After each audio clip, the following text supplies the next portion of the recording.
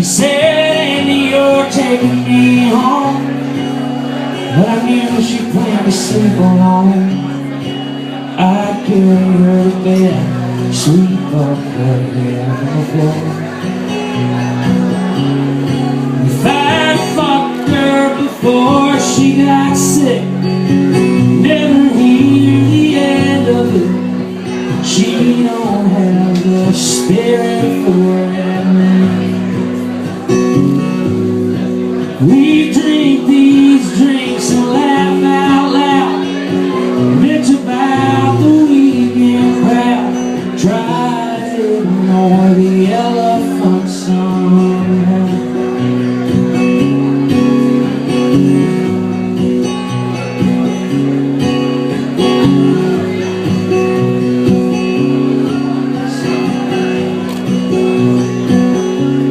She said, Andy, you cracked me up. Seagulls in a coffee cup, sharecropper eyes and a hair almost on the ground.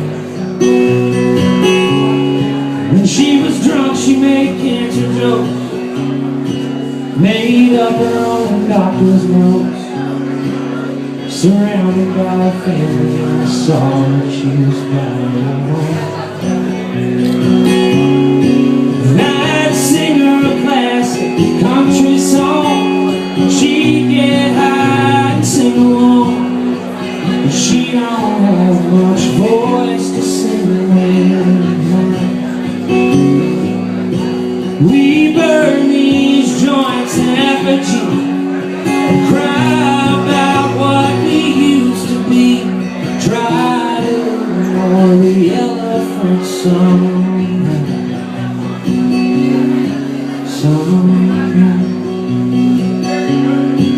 I've buried her 1,000 times, giving up my place in line, but I don't give a damn about that.